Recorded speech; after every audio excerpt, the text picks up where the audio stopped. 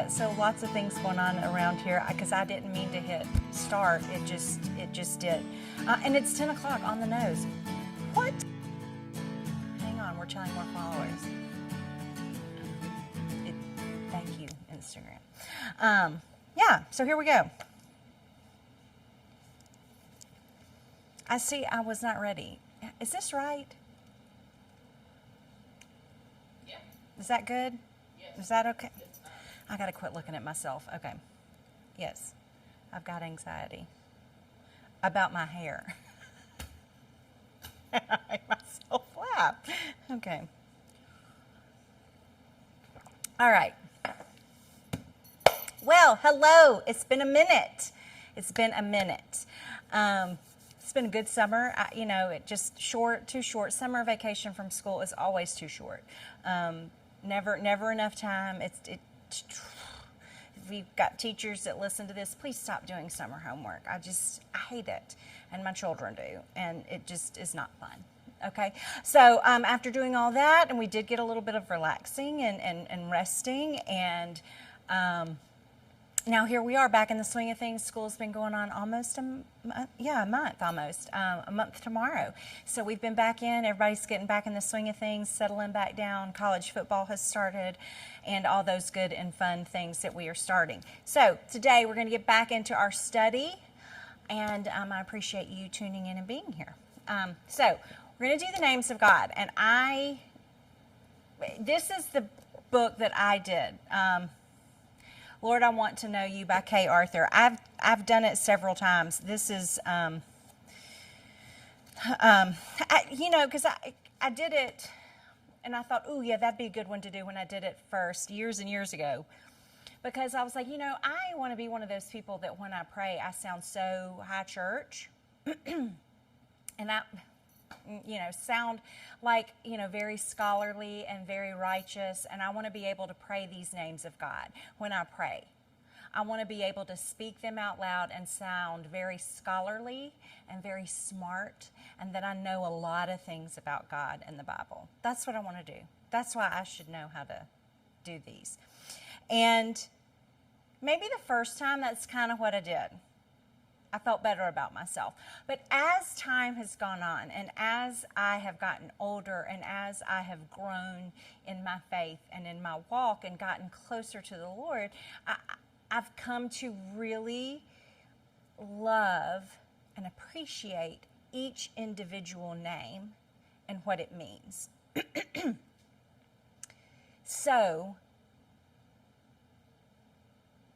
to be able to know these aspects of who God is. And so that's why, because I never understood why, Lord, I Want to Know You. I never understood why that was the title of this book. And I mean, to be quite honest, it really just kind of has sunk in the last few weeks, okay? Because why do we know the names of God? What's the significance of knowing all the names? What's the significance of spending time and looking at this and digging deeper into this? And Shane said this phrase in his sermon on Sunday, and I was like, this is a good phrase. And he said, meat on the bone, putting meat on the bone. And that is what this is. Knowing these names of God is putting meat on the bone, is learning a little bit more, growing a little bit in your faith, adding a little more to your knowledge. Because as we've already talked about several times in the studies that we've already done, is the whole point is to grow and to know more. The whole point is to keep going. The whole point is to jump in and to learn a little bit more and to be able to tell a little bit more. Because the more you learn, this has been true for me, the more that you learn, the more you want to share. The more you want to say, oh my gosh, I just learned the coolest thing. I just have to tell somebody. I really have to tell somebody. I really need to, and it ends up being, first, it was my mama. Let me call mama and tell her what I've learned today. Let me tell her, does she know this? Has she ever seen this before? Let me reach out and tell her this. And as I've matured, it's given me the ability to tell people that I don't necessarily know, like my mama. or my children. It's grown a little bit. It's given me some boldness. It's given me the confidence to be able to say, hey, I know what I'm talking about here because I know who God is. And I know what he means to me, and I know how he works. Right? Okay, so that's why it's called that. That's why it's called that. So there are lots of names. A few Sundays ago, we sang a song in the contemporary worship service called 1,000 Names. Connor Davis sang it. It's a beautiful song. 1,000 names. 1,000. So there are so many. And there are some like, Rock of Ages, Emmanuel, Healer, what else? And of course we have the Trinity and those names too, God, Holy Spirit, Jesus. We have that in there too. But those are the ones that we really kind of know the most about. So, but we have all of these things. And when we think about Jesus or we think about God, we can come up with some attributes that we think of. We can think of a lot of adjectives of how we describe him, whether it be loving, whether it be gracious, whether it be merciful and faithful and honest and true and the Lion of Judah, the Lamb that was slain. See, there's some more names. Here, when we think of all of those things, and then there are the more scholarly ones that use the Hebrew that make you sound really smart. And really kind of what made me think this is what we're going to do this fall is the song Jireh by Maverick City Music. And we sang it, we've sung it several times in the contemporary worship too. If you're not coming to that, you should. We have really good music at least. That sounded bad. That was not anything against Shane or John or who the preacher is, but we do have really excellent music. But we were singing Jireh. And it's so good. And it says, Jireh, you are enough, for I will be content in every circumstance, because Jireh, you are enough. And Jireh, after we sang it, I stood up there and I said, because I serve on the praise team sometimes, and I said, Jireh means Jehovah Jireh is the God who provides. Happens to be my favorite name of God. We'll get into that later when its turn comes. That's my favorite one. And I was able, people were like, oh, I didn't know what that meant. Oh, it makes sense now. So I thought, well, this will be good. Let's do this. Let's go through these names. Let's talk about them. Let's learn more about them. So there's a little preview of what that is. But when we think about these names, let's think about, and this may be crude and not correct, but this is what came to me. First of all, these names are kind of like nicknames, right? They're kind of like nicknames. So, my family, I have had a lot of nicknames over the years. I had a PE teacher in elementary school that called me Fluffy. See, my hair has always been like this. So Fluffy because of my hair. It was big. It was curly. It stood out, okay? So Fluffy. My papa always called me Doodlebug. My family always calls me Emmy. Some of them called me Emmy Shea. One of my sorority sisters thought that was just the most precious and southern thing she'd ever heard. And she still calls me Emmy Shea. Mr. Hurley, the precious, precious pharmacist that was friends with my papa, still calls me Emmy Shea. Love it. I wouldn't trade that for the world. So my family, those people call me that. Anybody that knew me in Nashville before I moved here, all my friends from there called me Emmy. It's one of my nicknames. Am I a different person than Emily? No. Does that make me different? Not really. But that's some of the things. And even when I was thinking about this too, Jim, before I married Jim, he had a life before I married him. And so there were a whole set of names that he went by, that his fraternity brothers called him, that all their girlfriends and wives now called him. Trotter is mostly it, or Trot. And all the little things, like he has a fraternity brother that said Jim speaks in Trotbonics. That's little John Grover. So he had all these little things, because Jim does chew his words. He mumbles, and you don't always understand what he's saying, but that's called Trotbonics. And so his friends who knew him were able to name these things and to say this. So these names of God, we can think of them kind of as nicknames as to who we are, as to who God is. Doesn't change. It doesn't mean that he's just sometimes he's the God of peace. He's always the God of peace. He's not sometimes the God who provides. He's always the God who provides. The same can be said for El Roy, the God who sees. He's always the God who sees. Always. He's always creator. He's always almighty.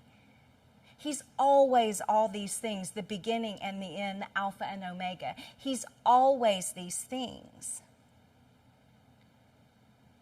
And it reminded me of, like, when you're calling your parent, like, think about your mom.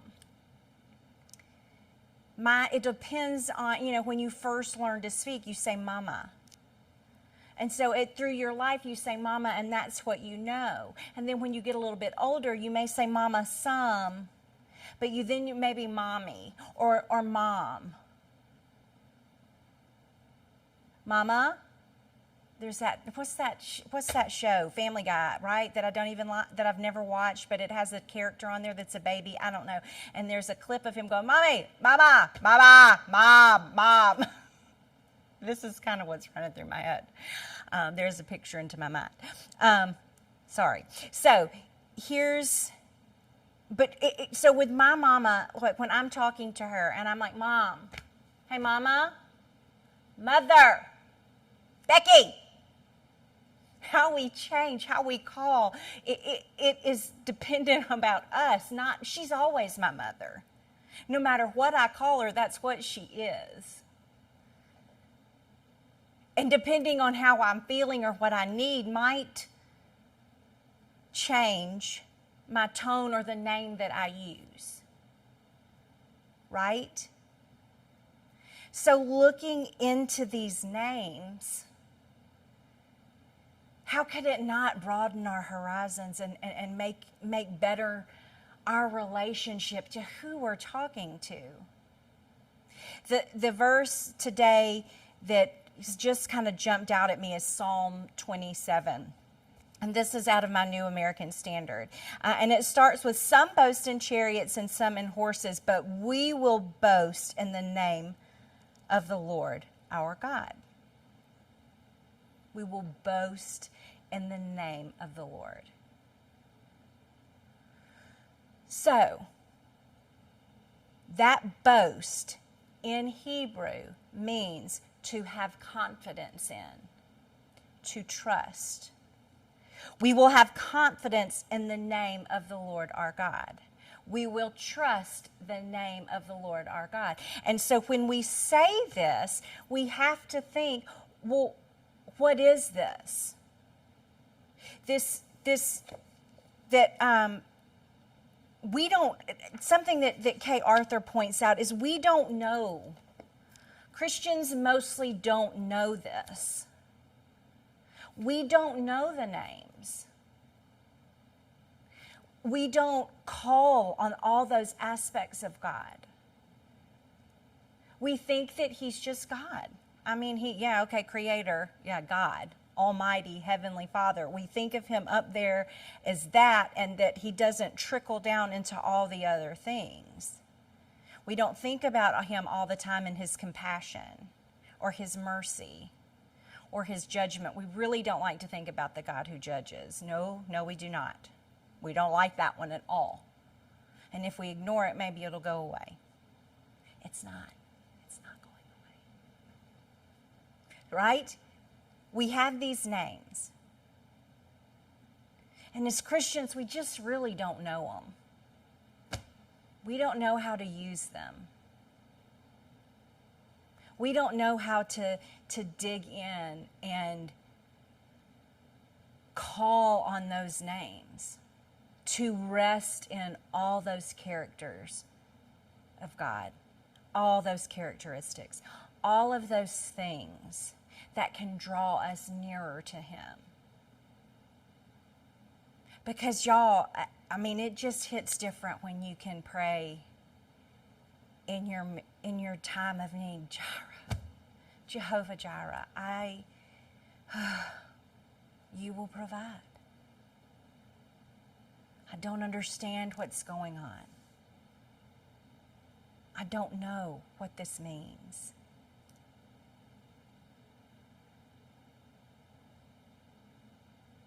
It will change your relationship with the Lord when you learn about who He is. It will change it. Just like knowing someone's childhood nickname will change that level of your friendship. It will change it.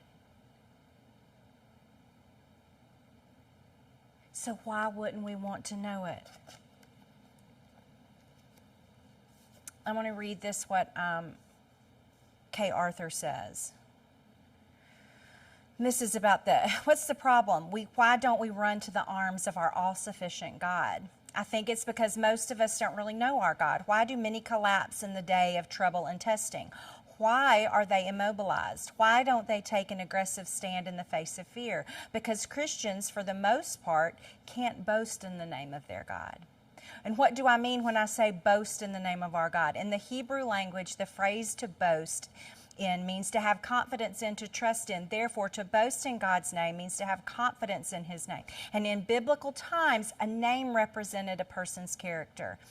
God's name represents His character, His attributes, His nature. To know His name is to know Him. To boast in His name is to have confidence in who He is. So when we dig into this in the next couple of weeks, there will be, I mean, I'm not going to get all of them. I don't know that I can. I don't know that I'm smart enough. I don't know if I can be exhaustive in our search. But we're going to cover a lot. That she only does, and the reason I'm just not using this book is, I mean, she does more than I thought. She does 17. I'm probably not going to do 17. But I'm probably not going to do, because there's one that's not in this book that I really want to know about and that I've never really seen, yet I think it is. And at some point, I've mentioned this before, that I wanted to sign a petition to get this added to the list. And then I was like, Emily, that's the dumbest thing I've ever heard of. If you want to call this the name of God, then you just add it for yourself.